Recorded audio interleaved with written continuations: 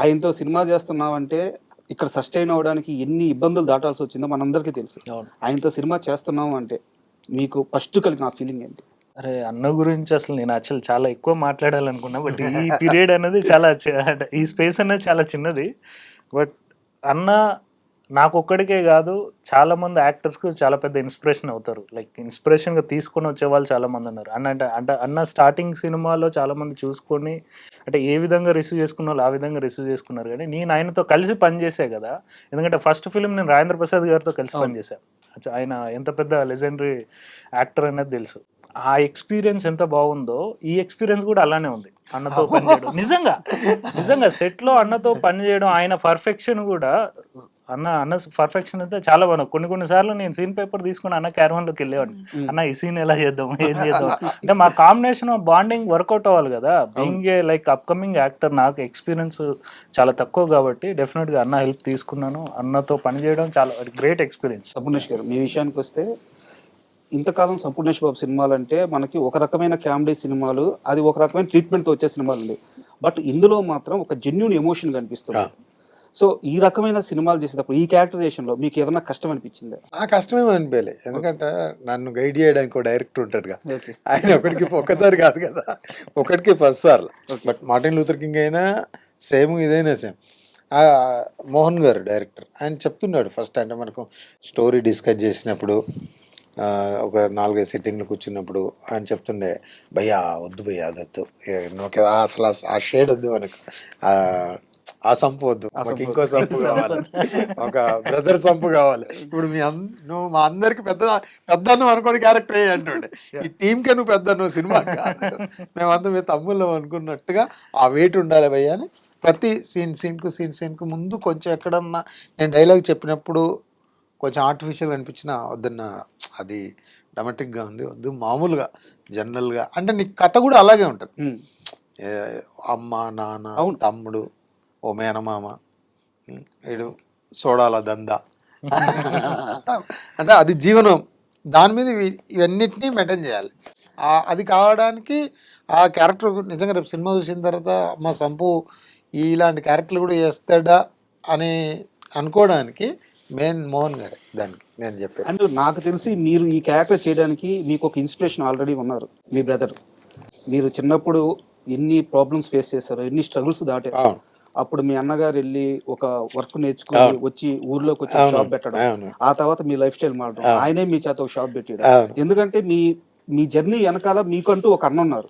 ఇప్పుడు ఈ సినిమాలో ఆ రోల్ చేస్తున్నారు, మీకు మీ అన్నగారు ఏమైనా గుర్తొచ్చారా? ఆయన ఉన్నాడు కాబట్టి నాకు తెలియలేదు. ఇది అది జీవితం.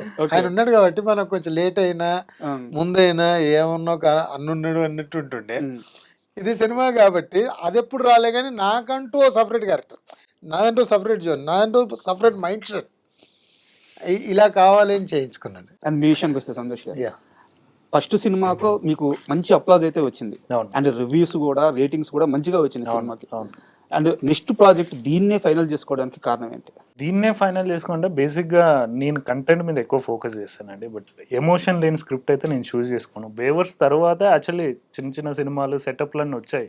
బట్ ఆ సెటప్లో ఫిలిం ఇండస్ట్రీలో మీకు తెలియదు ఏం లేదు, ఏ సెటప్ ఎంత దూరం వెళ్తుంది అన్నది తెలిసిపోద్ది. అంటే లైక్ ఒక ట్రావెల్లో అలా 2-3 మూవీస్తో ట్రావెల్ అయ్యాను. లైక్ అది ప్రొడక్షన్ చేసే స్టేజ్కి కూడా వెళ్ళకుండా ఆగిపోయాను. నేను దెన్ ఐ డిసైడెడ్ లైక్ ఏదైనా మంచి సెటప్, మంచి స్క్రిప్ట్, మంచి యాక్టర్స్తో కలిసి పనిచేయాలి. ఎందుకంటే ఫస్ట్ ఫిలిమే నేను రాజేంద్ర ప్రసాద్ గారితో పనిచేశాను. ఆ తర్వాత నేను యాక్చువల్లీ నా టైం బాగుండి ఒక సినిమా స్టార్ట్ అయింది ఒక పెద్ద డైరెక్టర్తో. ఆ సినిమా ప్రొడ్యూసర్కి డైరెక్టర్కి కొంచెం క్లాష్ వచ్చి షూటింగ్ 70% అయినాక ఆగిపోయింది. ఆ పేర్లన్నీ రివీల్ చేయాలి. ఆ తర్వాత కరోనా వచ్చింది మన జీవితంలోకి. కరోనా వచ్చిన తర్వాత దెన్ ఇక నేను సంపూర్ణ నా కొబ్బరి మట్టి టైం నుంచి పరిచయం, ఏదో సినిమా చేయాలి, మంచి కంటెంట్ తీయాలి, మంచి కంటెంట్ వెళ్ళి ఈ సబ్జెక్ట్ దొరికింది అన్నదమ్ముల సినిమా అన్నట్టు. అరే వెళ్ళి అన్న దగ్గర కూర్చొని నేనే అప్రోచ్ అన్న దగ్గర కూర్చొని, అన్న ఇది ఒక డైరెక్టర్ నాకు ఒక కథ చెప్పారు, ప్రొడ్యూసర్ ఈ సెటప్ ఉంది, మీరు చేస్తే చాలా బాగుంటుంది అంటే, దెన్ అన్న కథ విన్న తర్వాత అది చాలా బాగుంది భయ్యా, నాకు కూడా కొత్త అంటే బిఫోర్ సంపు కాదు అంటే ట్రాన్స్ఫర్మేషన్ అంటే చాలా బాగుంటుందని అట్లా మెటీరియల్ చేసుకో అందరూ ఒక టీం వర్క్ పనిచేశారు. మన సినిమా సోదర అన్నదమ్ముల అనుబంధం మీద కాబట్టి ఇండస్ట్రీలో ఉన్న కొంతమంది అన్నదమ్ముల పేర్లు చెప్తాను. వాళ్ళ పైన మీకున్న అభిప్రాయం, వాళ్ళతో మీకున్న జర్నీ ఏదో ఒక ఇన్సిడెంట్ పంచుకోండి, లేదా ఒక స్టేట్మెంట్ వాళ్ళ గురించి పాజిటివ్గా మీకు అనిపించేది ఒకటి ఇవ్వండి. ఫస్ట్ చిరంజీవి గారు, నాగబాబు గారు, పవన్ కళ్యాణ్ గారు, ఇలా ముగ్గురు గురించి. మా సినిమాలో పేర్లు కూడా అవే. యాక్చువల్లీ రివీల్ చేయాల్సింది ఏంటంటే మా మదర్ ఫాదర్ సినిమాలో అన్నకి చిరు అని పేరు పెట్టుకుంటారు, నాకు పవన్ అని పేరు పెట్టుకుంటారు. ఓకే, ఇద్దరు హీరోల క్యారెక్టర్లు చిరు పవన్. టీజర్ కూడా వాళ్ళిద్దరు కిస్ చేసుకునేదట. వాళ్ళిద్దరు వాళ్ళ first look ఫ్యాన్స్, అదే చిరంజీవి గారి ఫ్యాన్స్, పవన్ కళ్యాణ్ గారి ఫ్యాన్స్. మా మదర్ సినిమాలో అమ్మా నాన్న వాళ్ళ ఇన్స్పిరేషన్ గా మా పేర్లు పెడతారు. ఓకే, యాక్చువల్లీ దీని గురించి ట్రైలర్ లాంచ్ లోనో ప్రీ రిలీజ్ లోనో మాట్లాడాలనుకున్నాం, మీరు బిఫోరే. సార్ చెప్పండి, వాళ్ళ అంటే మీకు పర్సనల్ గా జర్నీ కూడా ఉంది కొంత. అవును, సో ఎలా అనిపిస్తుంటుంది వాళ్ళ బాండింగ్ చూస్తుంటే? అమ్మో సూపర్. వాళ్ళని చూసి ఎంతో మంది ఇండస్ట్రీకి వచ్చి చిరంజీవి గారి సినిమాలు చూసి చాలా మంది కదా, డాన్సులు చూసి అవి చూసి సినిమా ఇండస్ట్రీలో చాలా మంది ఆర్టిస్టులు వచ్చారు. అసలు ఇంకా వాళ్ళ గురించి సూపర్ వండు చెప్పలేము. అంత అద్భుతమైనటువంటి ఫ్యామిలీ. అండ్ నెక్స్ట్ వచ్చి ఎన్టీఆర్ గారు, కళ్యాణ్ రామ్ గారు. వాళ్ళు చూస్తున్నాం కదా, అన్న హీరో, అన్న ప్రొడ్యూసర్, వాళ్ళ బ్యానర్లలో చాలా సినిమాలు మంచి మంచి సక్సెస్ సినిమాలు సూపర్ ఉండాలి అలా. అండ్ నాగ చైతన్య గారు, అఖిల్ గారు. ఎలా అనిపిస్తుంది వాళ్ళిద్దరిని చూస్తుంటే? యాక్చువల్ గా నాగ చైతన్య, అఖిల్ అంటే ఏదో రాకుమార్లు, ప్రిన్స్ లాగా అనిపిస్తారు. అదే నాకు ఎలా చెప్పాలో తెలియట్లేదు. ఇప్పుడు అడగబోయే పేరు గురించి అయితే మీరు ఖచ్చితంగా చెప్తారు, మంచు విష్ణు, మంచు మనోజ్. అంటే లాంగ్ అసోసియేషన్. అయితే వాళ్ళతో ఎక్కువ జర్నీ ఉంది కాబట్టి, ఇప్పుడు విష్ణు కానీ మనోజ్ అన్న కానీ మామూలుగా వాళ్ళ ఇంటికి వెళ్ళినా ఎప్పుడన్నా ఏంటి రావట్లేదు, ఇంటికి రావట్లేదు, జలపల్లి గురుగారు ఎప్పుడైనా కలిసి ఏమైనా అసలు కనబడట్లేదు, రావట్లేదు అని అంటుంటాడు. మంచి నైస్ అండి వాళ్ళతోటి. మీ విషయానికి వస్తే సార్, ఇప్పుడు ఈ సినిమా జర్నీలో అంటే ఇంతకు ముందు మీరు చెప్పారు ఆల్రెడీ ఒక సినిమా స్టార్ట్ అయ్యి ఆగిపోయింది అని చెప్పేసి, ఇలాంటి ఫైనాన్షియల్ ప్రాబ్లమ్స్ కానీ లేకుంటే ఇంకేమైనా సమస్యలు వస్తున్నప్పుడు హీరోగా మీ మైండ్ సెట్ ఎలా ఉంటుంది? అంటే ఒక చిన్న హీరో ఒక సినిమాని కంప్లీట్ చేసి తన కెరీర్ని బిల్డ్ చేసుకోవాలంటే చాలా సమస్యలు వస్తుంటాయి. అలాంటి సమయంలో మీ మైండ్ సెట్ ఎలా ఉంటుంది? ఈ సినిమాకి ఏమైనా సమస్యలు వచ్చినాయా? డెఫినెట్గా అండి. అంటే హీరోస్ అందరు మైండ్ సెట్ ఏదో నా పక్కన పెడితే, నాది మాత్రం చాలా కాన్ఫిడెంట్గా ఉంటాను.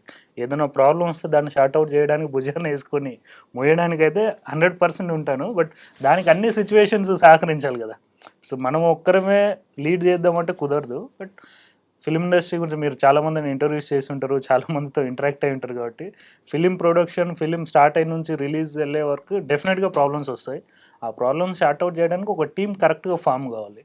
సో ఈ ఫిలింకి అయినా ప్రాబ్లంలు వచ్చినంటే అదే ప్రాబ్లం అనేది కాదు, కానీ రిలీజ్ కొంచెం డిలే అయింది. అంటే ఫస్ట్ కాపీ రెడీ చేశాక అనౌన్స్మెంట్ ఎప్పుడో అయింది, ఒక 1 year బ్యాక్ సాంగ్స్ వచ్చినాయి. 1 year బ్యాక్ సాంగ్స్ వచ్చాయి.